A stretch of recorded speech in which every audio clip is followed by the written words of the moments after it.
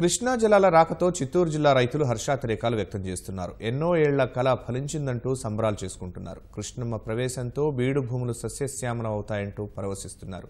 చెప్పిన మాట ప్రకారం చంద్రబాబు నాయుడు నీళ్లు తీసుకొచ్చారంటూ అభినందనల్లో ముంచెత్తుతున్నారు. పెద్దతిప్ప సముద్రం, చిప్పిలి, పొంగనూరు జలాశయాలను అధికారులు కృష్ణా జలాలతో నింపనున్నారు. ఈ నీటి ద్వారా చిత్తూరు జిల్లా రైతులు పొందనున్న లబ్ధిపై జిల్లా కలెక్టర్ ప్రద్యుమ్నతో మా ప్రతినిధి నారాయణప్ప ముఖాముఖి. రాష్ట్ర ప్రభుత్వ అపర భగీరథ ప్రయత్నంతో 550 కిలోమీటర్ల మేర కృష్ణా జలాలు ప్రవహించి చిత్తూరు జిల్లాలో ప్రవహించాయి. ఇప్పటికే రాయలసీమలోని కర్నూలు, అనంతపురం జిల్లా బీడు భూములను సస్యశ్యామలం చేస్తున్న హంద్రీనివా జలాలు చిత్తూరు జిల్లా పంటలను పండించనున్నాయి. దీనికి సంబంధించి మరిన్ని వివరాలు మన దగ్గర కలెక్టర్ ఉన్నారు, వారిని మరిన్ని వివరాలు తెలుసుకుందాం. సార్, ఇప్పుడు చిత్తూరు జిల్లాలోకి నీళ్లు ప్రవేశించాయి. మీరు ఎన్ని రోజుల శ్రమ ఫలితం ఇది? అంటే చాలా సంవత్సరాల నుంచి ల్యాండ్ ఎక్విజిషన్ పనులు, ఇతర పనులు, కాలువ పనులు జరుగుతున్నాయి. కానీ ఇది దాదాపుగా ఒక 150 సంవత్సరాల ఒక కళ అని ఇక్కడ ఉన్నటువంటి స్థానికులందరూ చెప్తున్నారు. ఎందుకంటే పూర్వీకులు అందరూ కూడా ఒక నీళ్లు రావాలా, చిత్తూరు జిల్లా కానీ రాయలసీమ నీళ్లు రావాలా అని వాళ్ళు మాట్లాడుకునేవారట. మరి ఈరోజు ఆ కళ సాకారం అయింది.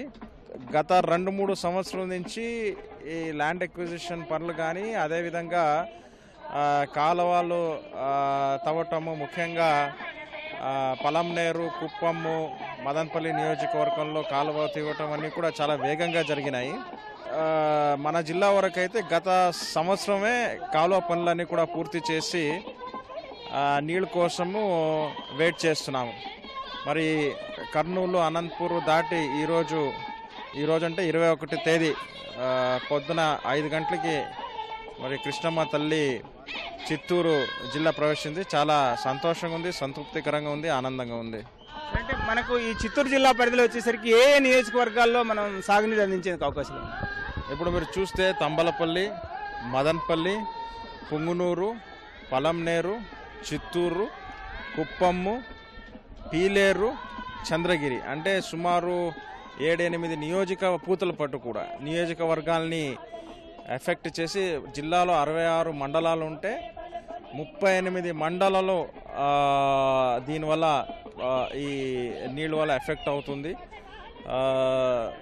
దాదాపుగా 1,81,000 ఎకరాలు ఆయకట్టు ఈ నీళ్ళ ద్వారా ఆయకట్టు ఏర్పడుతుంది. అదేవిధంగా డ్రింకింగ్ వాటర్ సమస్య కూడా దీనివల్ల చాలా వరకు ఈ పడమర ప్రాంతంలో ఈ సమస్య పరిష్కారం అయినది.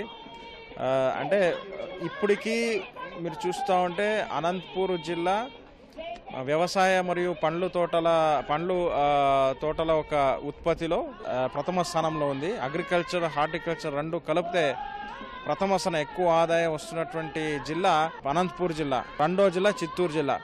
మరి నీళ్లు లేకుండానే కేవలము నీటి సంరక్షణతోనే రెండో స్థానం చిత్తూరు జిల్లా రైతులు వాళ్ళు చేసినటువంటి శ్రమ వల్ల రెండో స్థానం వచ్చింది. మరి నీళ్లు వచ్చినాక మరి ఈ జిల్లా మరో దేశంలో ఏ విధంగా ప్రగతి పొందుతుంది మీరే అంచనా వేయవచ్చు. దాదాపుగా దీని ప్రకారం అయితే 270 ట్యాంక్స్ నింపాలని ఉంది. ఆ ట్యాంక్స్ ఏ విధంగా ఎట్లా నింపాలనేది షెడ్యూల్ కూడా విడుదల చేయడం జరుగుతుంది. ముందుగా కాలువని టేల్ ఎండ్ వరకు తీసుకెళ్తాం. ఎందుకంటే ఈ కాలువ ప్రధాన ఉద్దేశం 2. ఒకటి వాటర్ టేబుల్ని రీఛార్జ్ చేయడము, తర్వాత ట్యాంక్స్ నింపడము. సో మరి వాటర్ టేబుల్ని రీఛార్జ్ చేయడంలో భాగంగా ముందుగా టేల్ ఎండ్ వరకు అంటే కుప్పం వరకు తీసుకెళ్ళి ఇటు సైడ్ చిత్తూరు వరకు తీసుకెళ్ళి దాని తర్వాత ఇంకా ట్యాంక్స్ని పూర్తి చేసే అంటే ట్యాంక్స్ని ఫుల్ చేసే ఒక షెడ్యూల్ కూడా విడుదల చేయడం జరుగుతుంది. అలాగని కొన్ని ట్యాంక్స్ ప్రముఖమైనటువంటి కొన్ని ట్యాంక్స్ సైమల్టేనియస్గా కూడా ఫిల్అప్ చేయడం జరుగుతుంది. ఏ ట్యాంకులు నింపిన తర్వాత ముఖ్యమంత్రి కార్యక్రమం ఉంది జిల్లాలో జలహారతికి సంబంధించి? అంటే ఇప్పుడు ముఖ్యమంత్రి కార్యక్రమము మదనపల్లి కానీ పుంగునూరు కానీ 29వ తేదీ ఉంటుంది అని అనుకుంటున్నాం. ఇంకా కన్ఫర్మ్ కాలేదు.